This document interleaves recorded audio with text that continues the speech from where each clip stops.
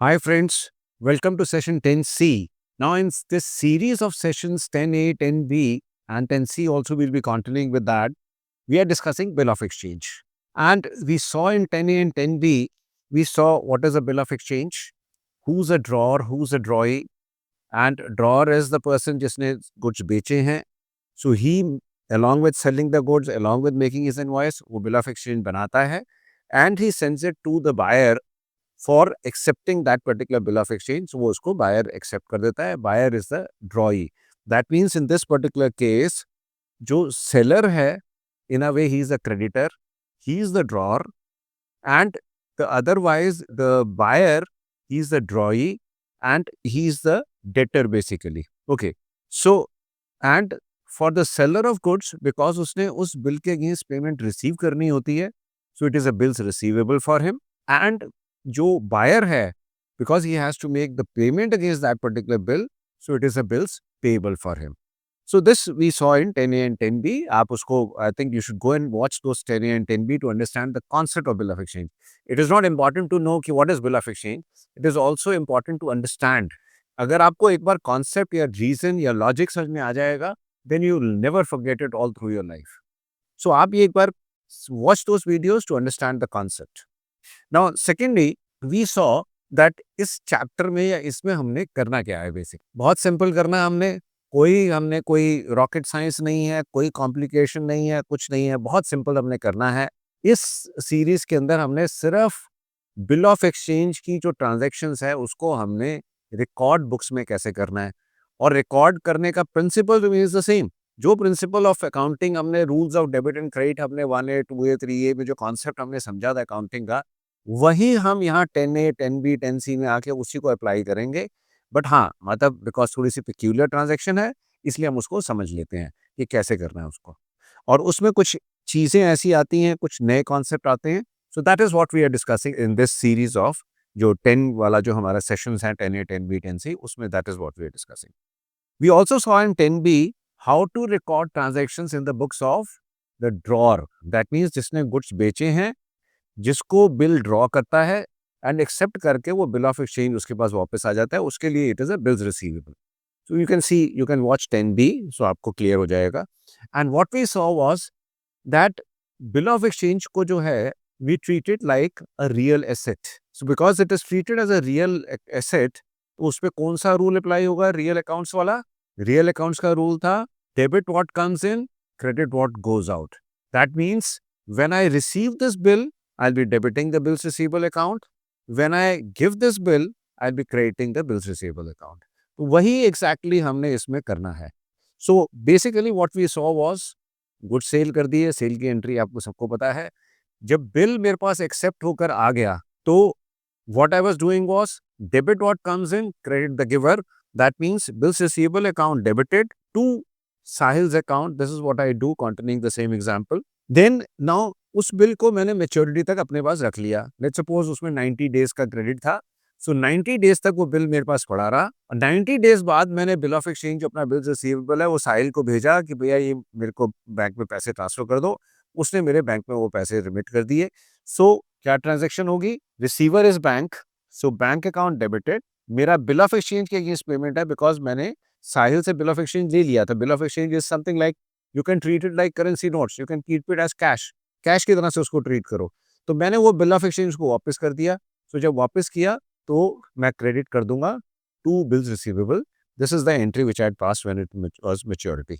We had also talked of कि हम इस बिल ऑफ एक्सचेंज को एक तो मैच्योरिटी के लिए तक होल्ड कर सकते हैं. Secondly, we can discount this particular bill with the bank. Third is that we can endorse this bill. And fourth is we can hold the bill till maturity, and then we can send it through bank for collecting the payment of this particular bill. So एक बार just run through कर लेते हैं. When I discount this bill, so discount के case में क्या होता है कि बैंक मुझे immediately पैसे दे देता है. Let's suppose मेरे पास bill of exchange आया. Now I don't want to wait till 90 days. तो मैंने इमीडिएटली जो बिल है बैंक के पास गया कि भाई मुझे ये डिस्काउंट कर दो आप बिल, आप ये बिल ऑफ एक्सचेंज आप रख लो, और आप पेमेंट जो है उससे ले लेना. जो मेरा बायर है, जो कि इन दिस पर्टिकुलर केस साहिल है, साहिल से पेमेंट आप डायरेक्टली ले लेना. मुझे आप पेमेंट अभी दे दो. तो बैंक अपना ऑब्वियसली चार्ज करेगा, डिस्काउंटिंग चार्जेस, बिकॉज बैंक मुझे पैसे दे रहा है तो it is a sort of an interest with the bank will be charging from me. So I would pass the entry.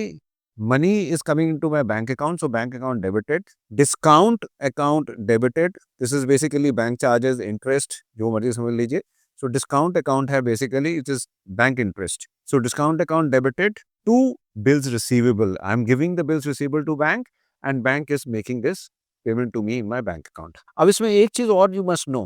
अब maturity पे जब ये बिल मेच्योर होगा तो पेमेंट मुझे नहीं मिलनी है, पेमेंट बैंक ने लेनी है. मैंने बैंक से पहले ही पेमेंट ले ली. अब now the transaction is happening between bank and Sahil. I am nowhere in picture. मैंने साहिल को गुड सेल की है, साहिल ने मुझे बिल ऑफ एक्सचेंज दे दिया, साहिल का अकाउंट खत्म हो गया. मैंने ये बिल ऑफ एक्सचेंज जो बिल्स रिसीवेबल है उसको डिस्काउंट कर लिया बैंक से, मेरा बिल्स रिसीवेबल अकाउंट भी खत्म हो गया. मुझे बैंक में पैसे मिल गए, मेरा काम खत्म. ऑब्वियसली कुछ कम अमाउंट मिला, balance is my expense on account of interest और on account of discounting charges. आप उसको डिस्काउंटिंग चार्जेस टर्म करिएगा as far as bill of exchange is concern. Bill of exchange का मैटर भी खत्म हो गया. So now this has gone to the bank. अब बैंक उससे साहिल से पेमेंट डायरेक्टली ले लेगा. This transaction is not affecting me. मेरा तो अकाउंट क्लियर हो चुका है. So I am out of it. So no entry when this on the maturity when the payment is received by bank from Sahil in case I have already discounted this bank और मैं उसको record कर चुका हूँ. Third situation मैंने वो बात करी थी कि 10B में कि मैं इस बिल को एंडोर्स कर सकता हूँ. If I have to make the payment to somebody else then I can say कि भाई मेरे पास अभी कैश नहीं है, मेरे पास तो ये बिल ऑफ एक्सचेंज है जो 90 डेज बाद साहिल ने मुझे पेमेंट करनी है. आप ये बिल ऑफ एक्सचेंज मैं आपके नाम से एंडोर्स कर देता हूँ, आप साहिल से डायरेक्ट ले लेना 90 डेज के बाद. Very much possible. It might be that person says कि okay ठीक है हमें दे दीजिए payment. So what I do is I endorse this bill of exchange in favor of that party, third person, and I record this. अब उसको मुझे record तो करना पड़ेगा बिकॉज मैंने बिल्स रिसीवेबल उसको दे दिया. जब मैंने बिल्स रिसीवेबल उसको दिया then I am passing the entry that payees account debited, जिसको endorse मैंने किया है, endorsees account जिसको भी मैंने किया है, whose whatever the name is, उस नाम को डेबिट करके टू बिल्स रिसीवेबल बिकॉज मैंने उसको बिल्स रिसीवेबल दे दिया. So it is endorsees account debited to bills receivable. सो मैंने उसको दे दिया. So that bill of exchange मेरा ट्रांजैक्शन खत्म हो गई. अब इस केस में भी क्या होगा कि मेच्योरिटी पर जो है this payment will be received by the endorsee और द पेई डायरेक्टली फ्रॉम साहिल. अब मेरा उसमें कोई रोल नहीं है, वो अपने आप डायरेक्टली जाके उससे ले लेगा. ये ट्रांजैक्शन इज नॉट अफेक्टिंग मी. ना तो मेरे पास बिल्स रिसीवेबल बचा, ना साहिल का बैलेंस बचा, ना ये पेई बचा. मेरे पास तो कोई एंट्री नहीं है. अब वो पेई ने डायरेक्ट पेमेंट लेनी है फ्रॉम साहिल. सो वो आपस में एंट्री करते रहेंगे, मुझे कुछ लेना देना नहीं है. मेरी तो एंट्रीज यहाँ पे कंप्लीट हो गई. In other words at the time of maturity जब मैं ये बिल एंडोर्स कर चुका हूँ, then at the time of maturity और receiving of payment by that payee there will be no entry in my books in that particular situation. Hope clear हो गया. This is simple फंडा है, बहुत simple है. अगर आपको कॉन्सेप्ट समझ जाओगे तो बहुत ईजी है ये. सो सिंपल बेसिक एंट्रीज हैं इसके अंदर. Now we come to the next stage.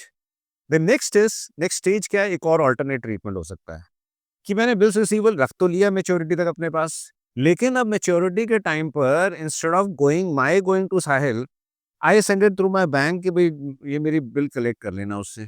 Suppose करिए कि Sahil is in Jamshedpur, I am in Delhi, so I want the bill to be collected. अब वो बिल कलेक्शन का तरीका ये है कि मैं अपने बैंक को दूंगा.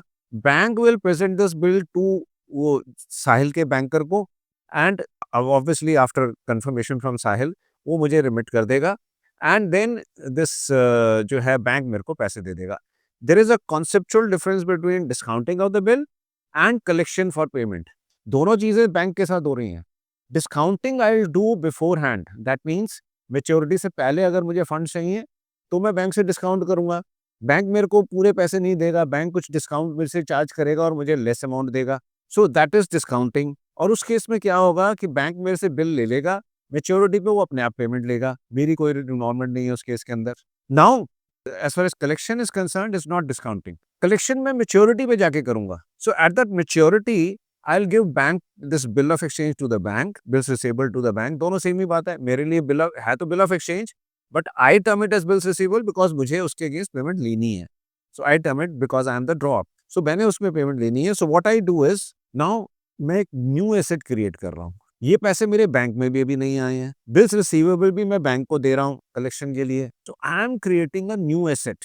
What is a new asset? Bills sent for collection. ये एक नए तरीके की एसेट क्रिएट हो गई. ठीक है। अब ये देखिए कितनी कितनी कितनी चीज़ें नई-नई क्रिएट हो रही हैं इसके अंदर। सो बिल सेंट फॉर कलेक्शन एक नया अकाउंट क्रिएट हो गया और एक नई एसेट क्रिएट हो गई है। सो अभी तक क्या था कि मैंने साहिल से पैसे लेने थे, साहिल ने मुझे बिल्स रिसीवेबल दे दिया, तो मैंने बिल्स साहिल को तो क्रेडिट दे दिया और बिल्स रिसीवेबल अपने पास डेबिट करके उसको एसेट बना लिया। अब इस एसेट को मैं बैंक को दे रहा हूँ, लेकिन बैंक मुझे प पैसे नहीं दे रहा मेरे बैंक अकाउंट के अंदर, सो मैं बैंक को डेबिट नहीं कर सकता अभी। सो अभी मैं उसको डेबिट करूँगा bills sent for collection. So bills sent for collection account को मैं डेबिट करूँगा बिकॉज़ ये वाला एसेट मेरे पास आ रहा है एक किस्म से। ऑल्दो मैं बिल रिसीवेबल बैंक को दे रहा हूँ, but I am creating an asset जो कि मेरा एसेट बन रहा है, that is bill sent for collection. I just want to keep a track of it. वैसे तो सिंपली मैं ये भी कर सकता हूँ कि बिल्स रिसीवेबल दे दिया अपने पास नोट कर लूँ, बट अकाउंटिंग ऐसे नोटिंग से नहीं होती है। अकाउंटिंग हमेशा जर्नल एंट्री पास करके होती है। कोई ऐसा सिस्टम नहीं है कि आप नोट करके रख लें। So what happens is that I give it to this bills receivable to the bank. So I pass the entry bills sent for collection account debited. एक किस्म से ये न्यू एसेट मेरे पास आ गई और मैंने एसेट दी कौन-सी उसके बदले? Bills receivable. So 2 bills receivable. So bills receivable is going out and bill sent for collection is coming in. तो मैंने ये दे दिया। लेकिन अभी वो बिल सेंट फॉर कलेक्शन है, अभी पेमेंट नहीं आई है उसकी। एक न्यू एसेट मैंने क्रिएट कर ली है। ठीक है? So this entry I will pass when I send the bill for collection and अब जब वो बिल बैंक हो सकता है 2 दिन लगें, 3 दिन लगें, बैंक वो कलेक्शन करके मेरे अकाउंट में रिमिट करेगा। सो अब क्या होगा? अब वो पैसे मेरे बैंक में आ जाएँगे। So debit the receiver, bank account is a personal account. So entry which entry will I will be passing? Bank account debited और अब क्या हुआ? बिल सेंट फॉर कलेक्शन वाला जो मेरा एसेट है वो खत्म हो गया। So I will be passing the entry bank account debited to bill sent for collection. Bill sent for collection is going out. अब ये फिज़िकली नहीं जा रहा है। Please don't confuse this. It is coming into the business. जब मैंने ये bill collection के लिए भेजा, तो देन मेरा राइट बन गया, ये बिल मेरा बिल है जो कलेक्शन के लिए गया हुआ है। So then it is a new asset which has got created और अब वो एसेट मैंने एक किस्म से अपना छोड़ दिया। वो मेरा चला गया। बैंक के पास खत्म हो गया, साहिल के पास खत्म हो गया बिकॉज़ मेरे बैंक में पैसा आ गया। सो 4 सिचुएशंस हमने देखी हैं। If I retain till maturity उसकी एंट्रीज़ हमने देख ली। If I discount that particular bill तो मैं डिस्काउंटिंग के टाइम पे क्या एंट्री पास करूँगा, वो हमने देख लिया। But I will not pass any entry eight the time of maturity because bank directly लेगा अपना साहिल से। Third is if I endorse that particular bill, I will pass the entry eight the time of endorsement. I will not pass any entry eight the time of payment of that particular bill because वो endorsee अपने आप उससे जो payee है वो अपने आप directly उससे पेमेंट ले लेगा ड्रॉई से। And the fourth situation was that if I send this bill for collection, then when I send this bill for collection, I'll be passing the entry bill sent for collection account debited to this receivable account. और जब इसकी payment आ जाएगी, I'll be passing the entry bank account debited to bill sent for collection. So payment आते time I'll be passing an entry in this particular case. Very simple. अब आप 10A, 10B, 10C अगर आपने देख लिया तो basic concept and basic entries of bank reconciliation आपको bank this bill of exchange आपको क्लियर हो जाएगी, राइट? चलिए enjoy accounts. I am sure concept समझिए, डू वेल। Thank you.